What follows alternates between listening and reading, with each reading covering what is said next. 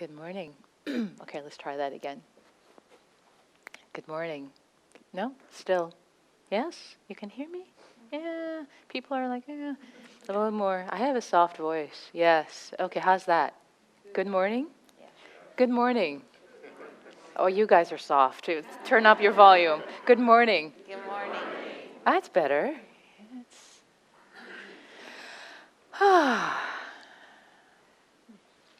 it's wonderful to be here with all of you, the Sangha. So, thank you, Martha, for the introduction and welcome. And what actually I like to start with is a few words of welcome, really deeply welcoming every single one of you who's here. Whoever you are, whether you're here for the first time. Who's here for the first time at IMC? Anyone here for the first? Yes, welcome. Anyone else? Great. Welcome. And people who are here for maybe the second or third time still checking IMC out. And people who are here have been coming for years, hundreds of times. Yes, there's some people who are like, yeah, coming for a long time.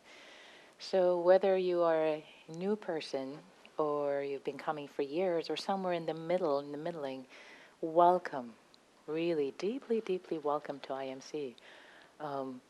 Gil likes to say, and I like to repeat, that this place, IMC, belongs to whoever comes here, including whoever's watching on the stream, on the live stream, as well as listening later. IMC belongs to whoever partakes. We don't have a membership model where you pay a dues and you get a card. You're here, you're listening, you're partaking of the teachings, of the offerings here. You belong here. You're a member here. You belong. You're part of this community, whether physically in person or remotely through the cyberspace. Please consider yourself welcomed, deeply welcoming yourself, part of this community. I also want to welcome you, whatever your background, whatever your religious beliefs, affiliations, your race, your color, your nationality, your sexual orientation, your gender identity, your age, your abilities, I'm sure your education, your socioeconomic class, whoever this mix of being is that's sitting on the cushion or listening, you are welcome. We are so glad you're here. Thank you for gracing IMC with your beautiful, unique presence, who is you, has never been and never will be. And our presence, our community is richer because you are here. So a deep thank you for being here and practicing together, a sense of community, being together, belonging, and welcoming yourself. I want to invite you now to welcome yourself into this space in whichever way works for you. I'm welcome. I belong here. The same way that the Buddha, so the story I want to actually refer to the Buddha, many of the statues of the Buddhas that you see have a hand touching the ground. And many people have asked, okay, what's that? What is that about? So the story is, the legend is, that the night of enlightenment of the Buddha, he was sitting under the Bodhi tree, and he was assailed by Mara. Mara being this personification of doubt and all the hindrances that you can't do it. Who are you to think you can wake up? Who do you think you are? You know, Mara coming at him and all the doubt and sensual desire and, you know, the whole range, you name it, it was coming at him. So he touches the floor that may the earth be my witness. May the earth be my witness. I belong here. So whatever your mudra is, whether you're going to touch the ground right now or touch the chair, may earth be my witness, or touching your heart. I belong here. This is my seat, the seat of this humanity, this Sitting here, I belong here in this family of humanity. I belong here, taking your rightful place. So as you welcome yourself, now I want to invite you to welcome each other. Every one of you is a stakeholder at IMC, whether this is your first day or 1,000th day or 10,000th day. You're a stakeholder here. So I want to ask you to welcome. In a moment, we're going to turn to a few people around you and just welcome, say your name, hear their name, and welcome each other. Really warmly welcome each other. So let's take a few minutes to do that.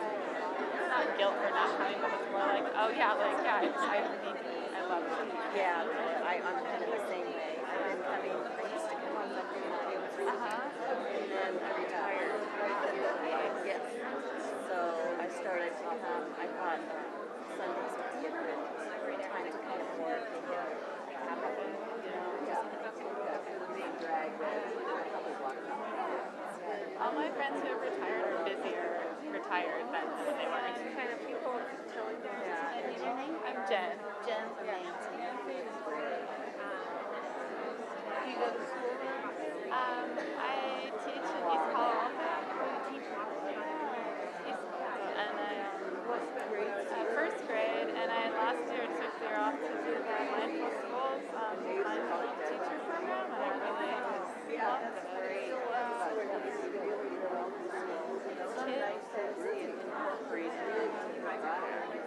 I'm so envious of them because they get it right away. I wasn't raised that way, and you see them applying it to other situations that you haven't encountered. Teacher, I did mindful bodybuilding. My brother did my it works. Thank you all for participating and welcoming each other.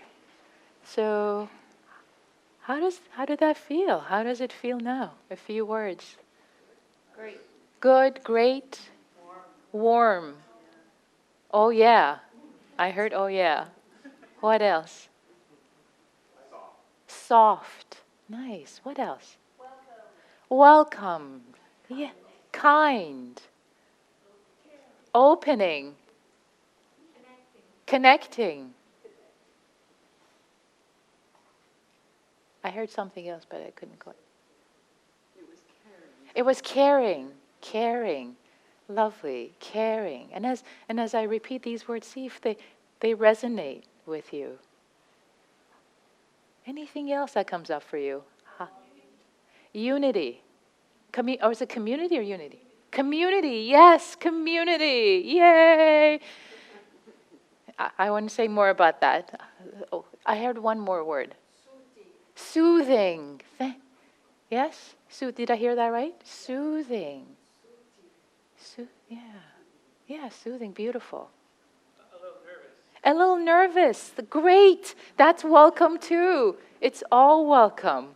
Everything is welcome. No part left out. Nervous. What else? Belonging. Nice. Thank you for that. Belonging. What else? No part left out. Nervous is welcome. Anything else is welcome too. Curious. Curious.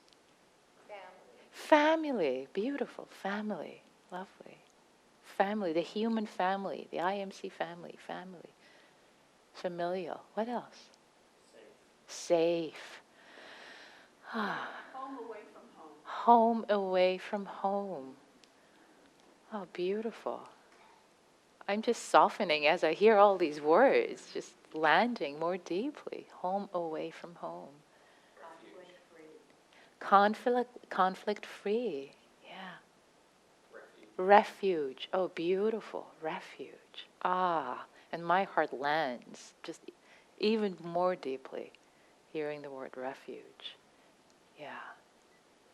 Refuge. Beautiful. And I want to bookmark and talk a little more about that too. What else? Wait, real. Felt real. Yeah, it is real. Beautiful. Thank you. It's like landing, and it's palpable. It's more real. Lovely. Gratitude. Yes. Ah. Gratitude. I'm feeling that too. I'm feeling great gratitude for all of you this morning. Anything else? Centered. Centered.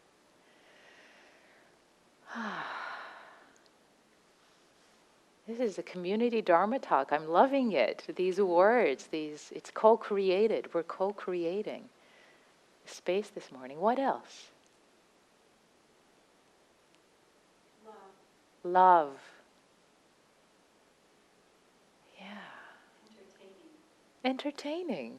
Yeah, so there is that bubbliness of joy and entertainment and delight in the meetings and interactions. Kind of brings up the energy. And love. Ah, there's a warmth and friendship, care in that. Beautiful. What else? Human. Yeah. And so much dimensionality to that word human.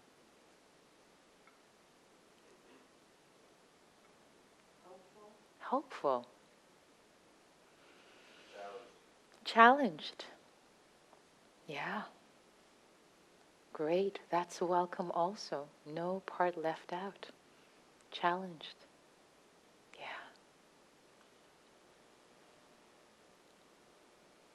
Part of being human with the love and bubbliness and kindness and nervousness and feeling challenged, all of that. Anything else? Please.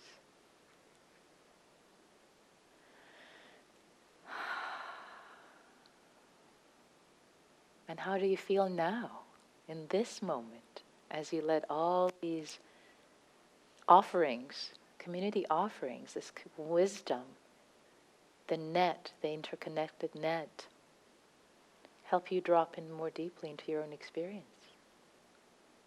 Or not? Accept it. Appreciate it. Yeah. Peaceful. Here.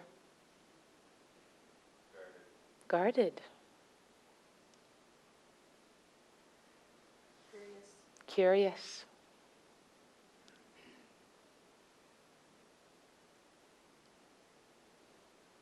Yeah. Nice. Embracing what is here, whatever is here, no part left out. And welcoming each and every part of you. The part that feels guarded, the part that feels anxious, the part you wanted to leave at home, the part that's not quite sure about this, the part that feels safe, the part that feels happy, the part that feels loving, the part that feels here. All those parts are all here. None of them left out. The part that feels sad, the part that feels angry, the part that feels hopeful, the part that feels hopeless. All of those parts, everything, welcome here in your full humanity, in the grace, in the beauty, in the dimensionality of it. No part left out. We don't turn away in this practice from anything. We turn towards ever so gently. We turn towards ever so gently and make space. Make space. Breathe. Feel grounded and make space for what is. Oh, hello. This is what's present right now. Hello, dear. Nervousness.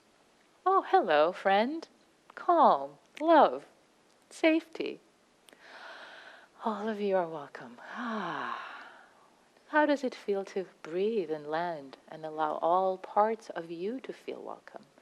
As you welcome yourself deeply, it allows you to welcome each other and others.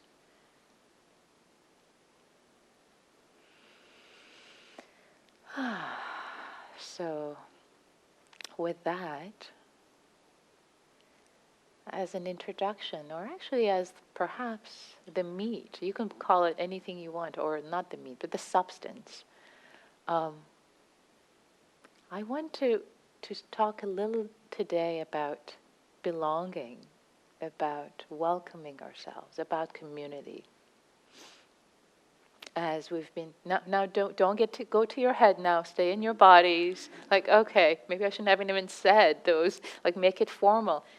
We entered very informally in a felt way, didn't we? Like, what is it like to be in a community, to welcome each other, to welcome yourself into the safety, or not, whatever is present. So let's keep it informal. Let's keep it real. Let's not get it heady. Let's keep it real. We're a community. We're people. And at any moment you forget, you start to get cerebral. Look around, or maybe put your hand to welcome each other, or put your hand in your heart and welcome yourself. Yeah, real community life. So especially at IMC, I want to bring up this idea, this notion, this felt sense that many times we come here and we sit in silence, we practice individually, eyes closed, practicing, and then we open our eyes, we hear a Dharma talk for our reflection. Maybe we say hi to one or two people, maybe not, and then we go home, which is beautiful. It's fantastic. It's lovely. It's served us amazingly well, served me beautifully. And yet, part of the teaching, part of the triple jewel that in every Asian country, for example, before a Dharma talk, there is a homage to the Buddha, and then there is the triple jewel, the taking refuge. Taking refuge, that's another word I wanted to come to. Taking refuge in the triple jewel. Okay, so what is the triple jewel? The first jewel is said to be the Buddha. Well, we can think of that as the historical Buddha, as this human being who woke up, and he was a human being just like us. He wasn't different. He wasn't a god or godliness. He was a human being, flesh and blood and brain and guts and feces and everything, the trials and tribulations. He was a human being like this one. And he woke up. Beautiful, inspiring. Wow, there's a possibility. So you can consider the first jewel as the historical Buddha, which has a sense of aspiration for me, and also interpret it as the inner Buddha, as the possibility, seed, as the possibility of waking up in you, in every single person, in this beauty, in this sense of grace, divinity, the divine, the beautiful. That is you. That is this being looking out of these eyes. The possibility of complete waking up. So taking refuge in that which is right here. And come to think of it, actually, the fact that we are conscious, that we can see and hear and process and think, that we even exist, it's amazing. It's a mystery. We take it for granted, but just the fact that anything exists, the fact that anything exists at all, we don't know. It's this universe is one. I mean, you don't have to take any drugs to be amazed, to just be agog at the fact that you're sitting here, you're hearing, you're conscious. Like, what is this? This being all of this experience. It's groovy beyond any, it's amazing. It's awe-inspiring. And as I say that, my heart trembles with awe, with something greater, something more magnificent and dimensional and unfathomable that I can't even put words to. That maybe there's a glimpse that my heart and mind have, but I don't grasp it, and I can't grasp it, and it's okay to make peace with the possibility, the dimensionality that it keep opening. It can keep opening. And in fact, it will be a betrayal of this beauty and grace to try to pin it down like a butterfly and kill it and put a nail and put a name on it. Got it. This is what it is. But like, letting it be generative, to allow for so much possibility and mystery and awe, so that we're not stuck in a scientific, materialistic point of view of, yes, I know what everything is, I've got it, I know its compounds, what it's made of. We don't know. Most of this universe is made up of dark matter, and we have no idea what the dark matter even is. So much mystery, so much beauty, so much grace.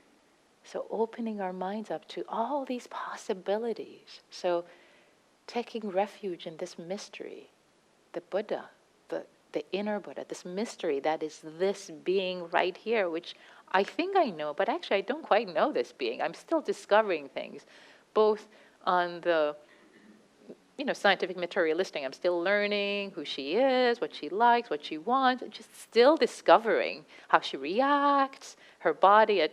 Nothing. I understand very little about her body. I don't have to understand it in order to actually allow it to happen. But so that sense of mystery, that is this being, this consciousness, this amazing being that is the awareness. And not limiting it to the awareness, but just the mystery of this Buddha within. So taking refuge in the beauty and the grace and the not knowing that is you, that is sitting right here in your seat, every seat. You are this beautiful, magnificent mystery. Unfathomable, undimensional. So coming back to the second jewel, first jewel being the Buddha, either the historical or the inner, the one that's right here, mystery, right here on the seat. Taking refuge in the Buddha. Taking refuge in the Dharma. Again, there are two ways to consider, to contemplate, to take refuge in the Dharma. And refuge as a place of safety, as landing, as your heart's home. The Dharma could be thought of with the capital D, could be thought of as the teachings of the Buddha. These beautiful canon of so many teachings that are generative and are life-changing and heart-changing and mind-opening. So the beautiful teachings of the Buddha is one way you can consider taking refuge in the Dharma, in the teachings, giving yourself to them. With small d, the word Dharma could be thought of as the way things are, the law of the universe, the lawful way things unfold.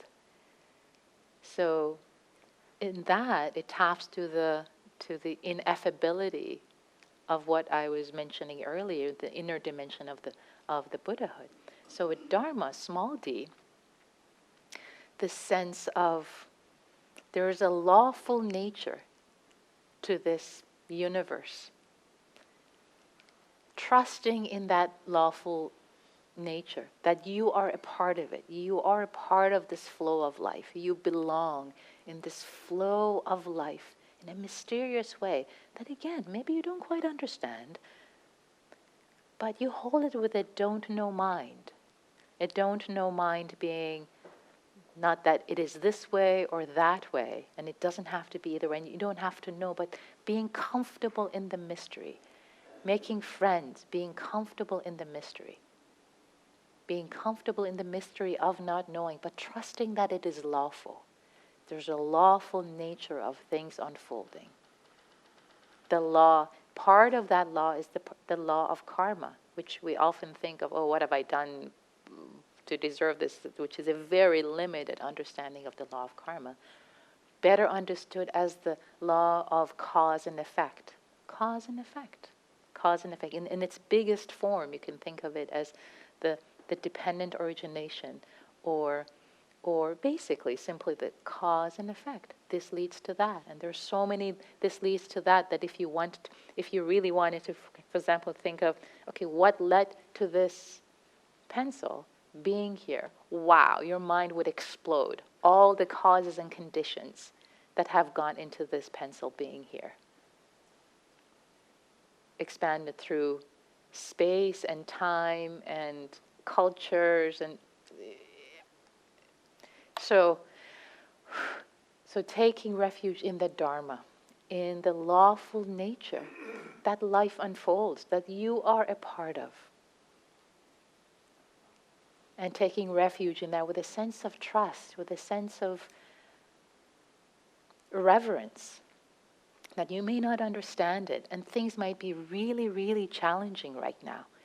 And having a trust that even suffering, even dukkha, is a part of this lawful unfolding of the stream of life in ways that perhaps serves you and serves others in the ways that is not apparent to the limited perspective of mind right now. Make it stop, make it go away, this is terrible. What if your perspective was expanded beyond? What if you saw from a completely different perspective and things made sense? And you might have had this perspective long after something happened, something very challenging in your life, and you looked back and you thought, that was really hard and I wouldn't change it at all. I wouldn't change it for a thing. Wow. The ways in which it allowed various things, grace and beauty and growth and depth and love and meaning, or whatever it might be for you. I'm just offering these words for you, these various dimensionalities. That, with that sense of perspective, it made sense. So trusting the Dharma, trusting the lawfulness, the nature, the unfolding. And I'm not saying in what I'm presenting, I'm not presenting a fatalistic, that things are meant to be exactly this way. I'm not presenting that, because fatalism has a sense of lack of empowerment, that things are just it is, and you're a puppet, and you're just like, you have no control or no part, no responsibility. I'm not presenting that at all. What I am inviting you to consider, perhaps, is this consideration that there is a lawfulness, there is the Dharma, and you are a part of it. You're an active. Your interaction, your participation is necessary, is a part of this Dharma unfolding. So it's a co-creation. It's not just external, and it's not just all on your shoulders and part of your control. It's a co-creation. The same way that we've been co-creating this morning together with the energy that we've brought in. And in fact, as you are perceiving my words, the way these words, this talk is landing for you is a co-creation. It's an active, real-time co-creation. However many people are here, I don't know, 100, there are going to be 300 different Dharma talks this morning, the way it lands for each of you differently. It's a co-creation. So, first jewel, the Buddha, the two different dimensions, external, internal Buddha, the Buddha nature, the possibility of waking up. The Dharma with capital D, the teachings of the Buddha, the Dharma with small d, the lawful nature of this amazing, mysterious universe unfolding, and us being a part of it, a co-creator in this process. And the third jewel is, ta-da, the Sangha, community. We can't do this work, this waking up, this exploration on our own. No human is an island. The support of community, Sangha. So Sangha, again, one can consider it in a couple of different ways. Traditionally, in the teachings of the Buddha, Sangha would refer to what's called the fourfold Sangha, the Sangha of the awakened beings. And the fourfold, just to explain that, is both it's kind of actually their gender identity. There's male and female, both awakened beings, the monks and nuns, male and female, in this traditional way of holding it, which is not very modern. And also there is the lay practitioners, which is us, the devoted lay practitioners. So I think better to just, perhaps as I say it out loud, I think it's better to just refer to it as Sangha. So there's not this gender binary of kind of creating that, but there's just the wealth of Sangha. How about a twofold Sangha? The beings who are in robes and have been in robes, the monks and nuns, and who've dedicated their lives to it through history, through generations, and have passed down these teachings through their practice. So it's really a gift that they have passed down, and also the Sangha, the lay Sangha. So one definition of Sangha is that, and another way to consider Sangha or community is people who support you, people who love you and support you. People here this morning are your Sangha. They're community. So this sense of belonging, this invitation to welcome each other, to land into the triple jewel, especially the last jewel of the Sangha. We're interconnected. We're supporting each other here. If it was just you here sitting and just me giving this talk, it would be so different. Believe me. Yeah? But it's this power of Sangha, of all these beautiful beings in this space that are supporting me, supporting you, supporting each other in our humanity, in our waking up, in our dimensionality. It's beautiful, really, to appreciate community, practicing in community. And again, as I say these words, I'm trembling. It for me, there's grace and beauty. Even if each of us are having a challenging time, and it's a rough time right now, yet in our beauty, in our showing up for each other, I am here. It's almost, for me, it's the sense of it touching the earth. It's like touching each other. Like, oh yeah. The reflection, the infinite echoing and mirroring that we offer each other, and more dimensionality that we offer each other. So taking refuge in the Sangha, not just here, but also in your family, your friends, your co-workers, even those who are your teachers, meaning they challenge you, even those who challenge you. They're also part of your Sangha, are serving as the mirror. To see, oh yeah, that challenges me. Yep. Thank you.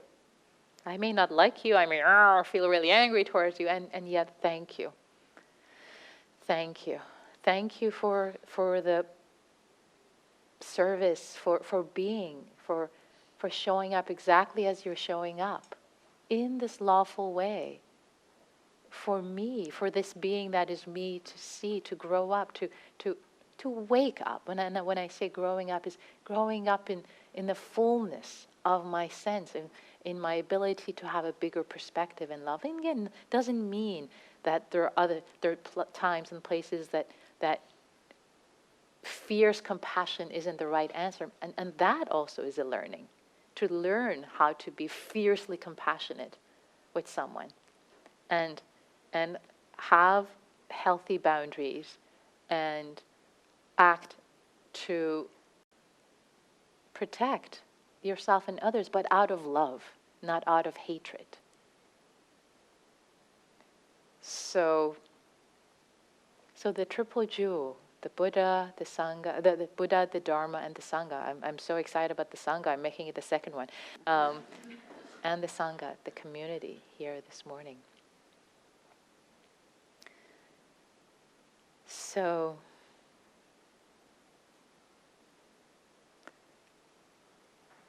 I'd like to pause and open it up to the Sangha. Open up for questions, comments, reflections, complaints. Anything is welcome. All is welcome. Everything is welcome. And we have mics, so please don't be shy.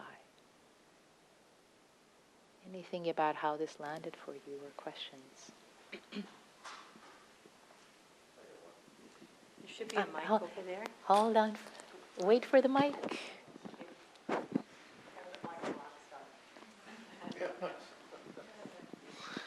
Hello. In controversy, Hold it closer, will you? can you hear me good? Okay. Yeah. In controversy, what's a healthy reaction? That's it. So Healthy reaction. healthy reaction. So let's just say I'll use myself as an example. Before Yeah. coming here, Yeah. got in a little argument with the wife, Yeah. and I want to, I feel that regardless, in my mind, I'm gonna work it out. But in that moment, Yeah. what is the right action so I don't go through this frustration later on, right? Yeah. So Yeah. that's my question. Yeah, I so appreciate you asking the question. Yeah, exactly. And I appreciate the question, especially is because it's part of the human condition, right? Anyone who hasn't got any reactivity in the past week? Or anyone? Do- Of course, we all get reactive. And I shouldn't have raised my hand either, just I was modeling. Yeah, of course we have. Part of our human condition. So how to work with that? How to work? So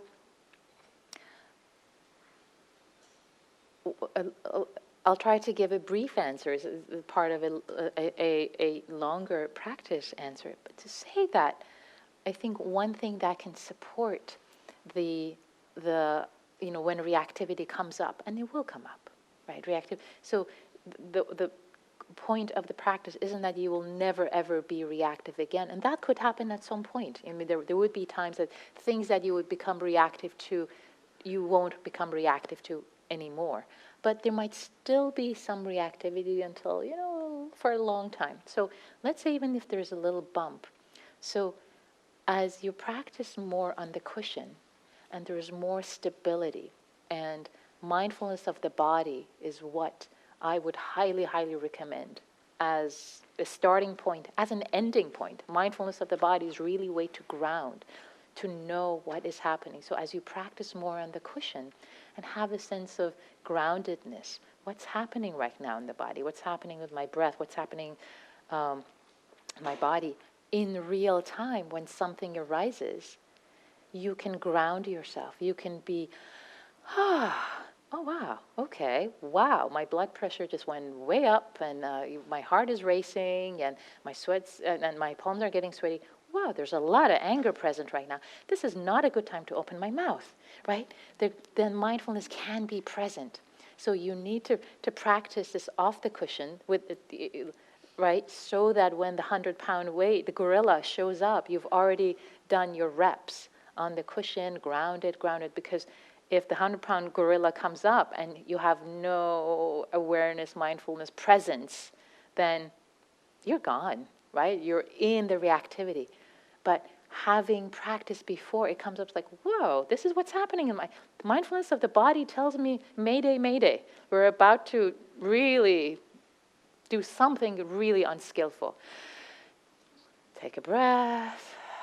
okay, it's that pause. It's that pause between. So this awareness gives you a pause between the stimulus and your response. And that pause, you decide, okay, what's the skillful thing to do? Maybe right now I won't say anything. I'll just count to 3, breathe. Maybe I'll just say, oh, honey, I need to go to the bathroom. Maybe I need like 2 minutes to just, and then believe me, when you come out, you'll have a different presence. But you need to be aware that that is happening in real time and not, and make space for it so that you can respond in a more skillful way. And the skillful way could be fierce compassion and say, sweetie, I don't appreciate that, or that's not, but that's, it's coming not from reactivity, but from care. I love you, I love me, and this is not appropriate. It's a very different reaction. Notice where it comes from. Is it coming from a place of love and care for yourself and the other person and the relationship that you have, or does it come from like, I'm going to get back at you? And I think that's time. Thank you. So thank you all for being here, practicing together in community, supporting yourselves and each other. May all beings be free. May all beings be happy, including us.